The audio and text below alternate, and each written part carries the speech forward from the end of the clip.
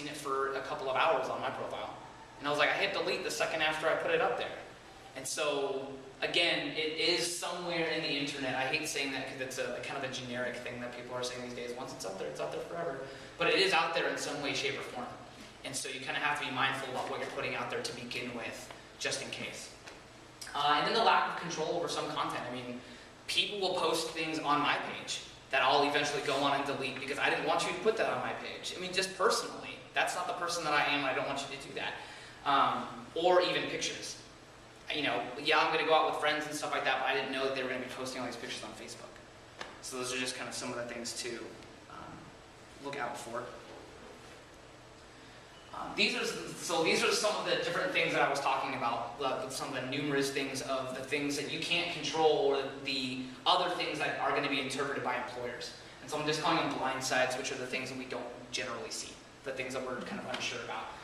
But status updates and comments. So again, it's not just pictures. It's also the actual words that I'm putting up there. There was one piece of information that was interesting.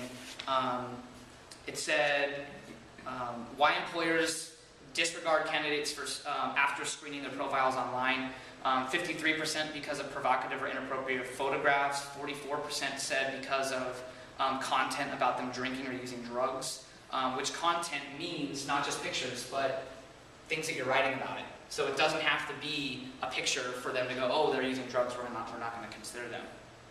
Badmouth a previous employer, 35% said that. So a lot of it is still coming down to character of the person. It's not necessarily, oh, we're worried because they drink, because that's not necessarily the whole issue.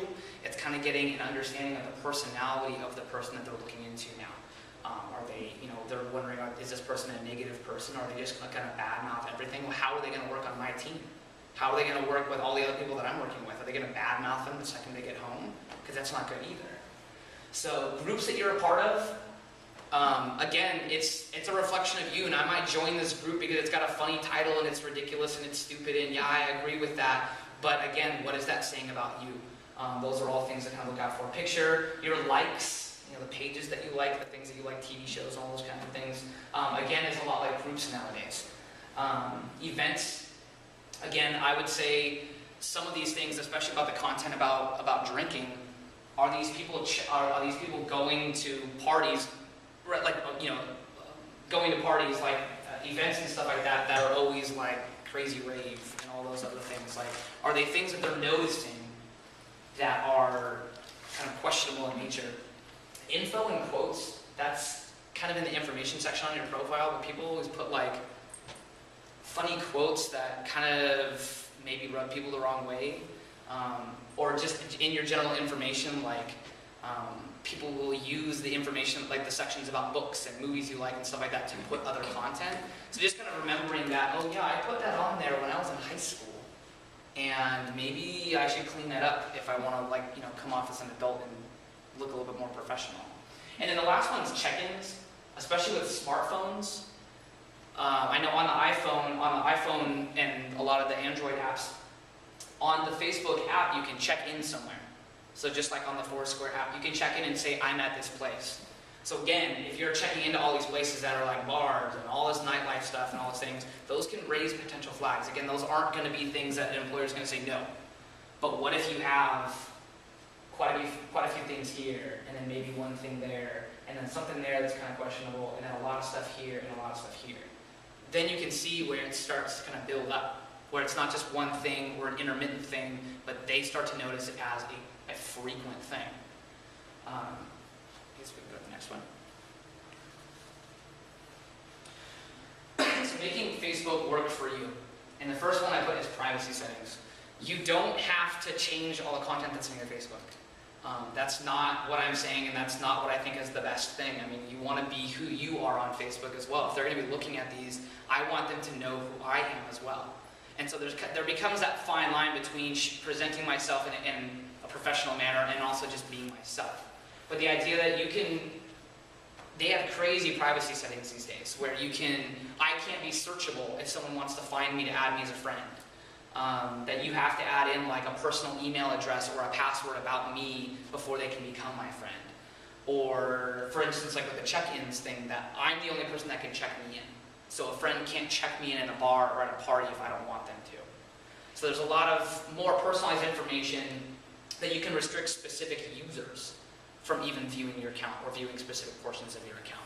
So there's a lot of good ways that you can kind of limit people from seeing certain aspects of your account while still being able to have, your account and not, edit everything out of your life. That's certainly not the point.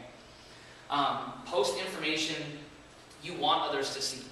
And I'm not saying like homework, like projects I'm working on, all that stuff. Like, it's certainly not a recruiting process, but just things that you wouldn't mind anyone seeing. I mean, I just kind of think about that as, what would my baby niece think of if she stumbled onto the computer and someone left it up there? Like, things like that kind of make you mindful of just the maturity level of the things, of the content that's being posted on there. Also, utilize the network you have. It's a great resource to network with people and connect with people.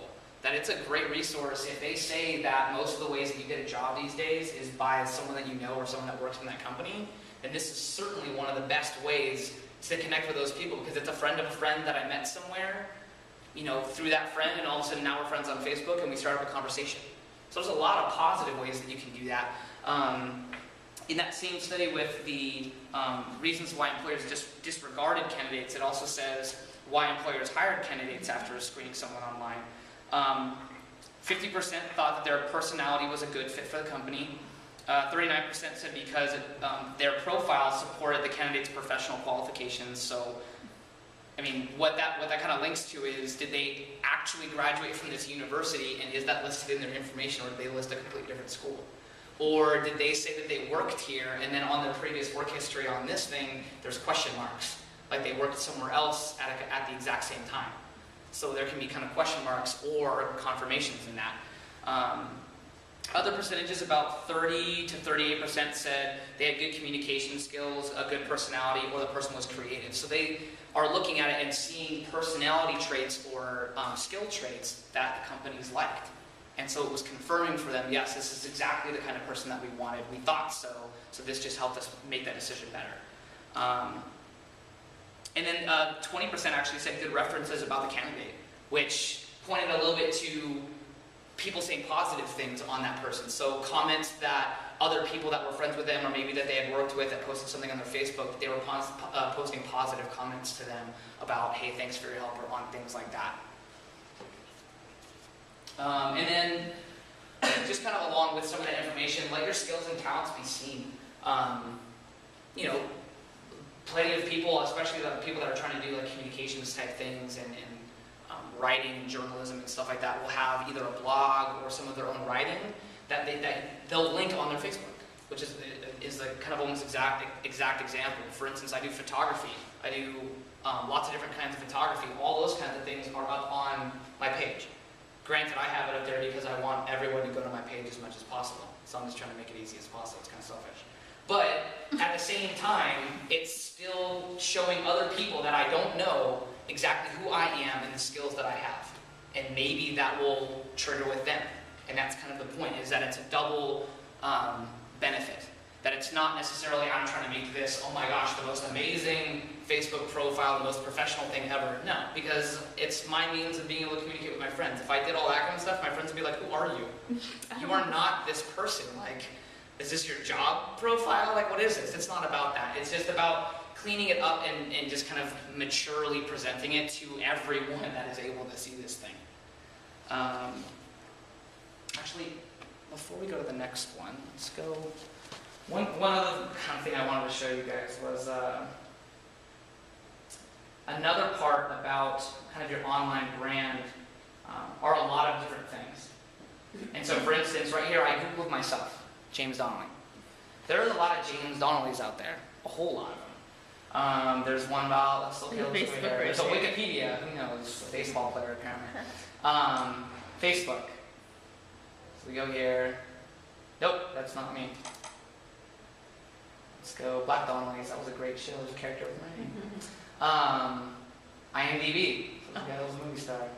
Cool. But none of these people are me. You get all the way down to the second page, and there's a Flickr account, which is a kind of like a photography online society where you can post pictures and become friends and be part of groups and stuff like that. And that Boom. one's you. And this one's mine. but it took 2 pages worth of stuff to get here.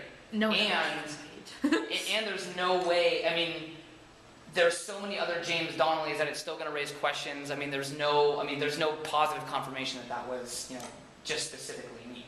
So then I asked Jen, my boss right here, if I could Google her. Because she has a much less common name compared to myself. And the first result is her. The Associate Director of Career Services at University of Woburn. Weird. If we go down, Facebook. Oh, there's a Facebook one. Let's check that out. Jen's Facebook. Weird. And granted, I'm signed in right now because I had to look for something earlier. But even with not being logged in, it shows the login screen like, hey, you should join Facebook. But it shows her picture exactly right there in that same exact place. So you can still, exactly like what I was talking about before, you can positively confirm that that is Jen right here. That they've interviewed with her, and now, oh yeah, that's her exact picture. Hey, looks like she works there. So that can positively say, yeah, hey, looks like she wasn't lying about working at University of Woburn. Well, she only has 2 friends, so we know she doesn't use it very often. It's okay. It's weird though. You have more than 2 friends. Well, this is my work one. Ah. See, my regular Facebook, I don't think you'll be able to. I have all the privacy extra high. Yeah. Yeah. I know, it's hard because I have an uncommon name, Jenaway, so it's boom by itself. Right. It's oh no. So it's just something. My name's that way too. It's like just- my Twitter and stuff pulls that. It's something to just be mindful of, that it's going to affect people in different ways, but again, if I know that I have a generic name, it's not like, oh man, cool, I have the right to just, I'm going to go crazy because no one knows it's me.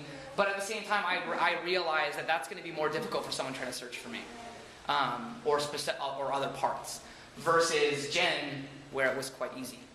Let's go.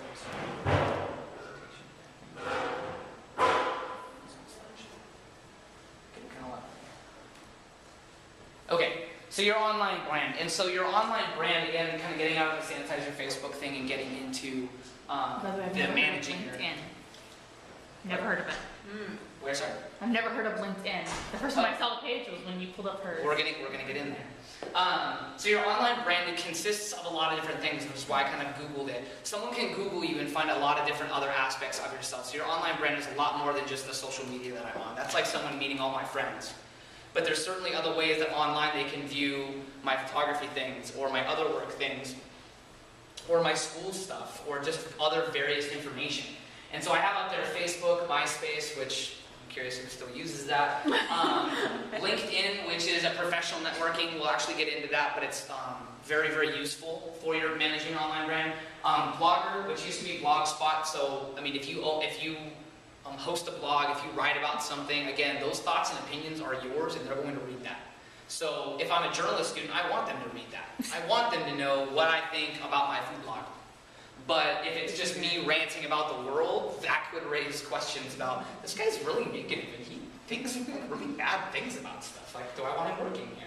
Flickr, which is my picture, the picture society that we I think pulled it's up. linked with Twitter, isn't it? No.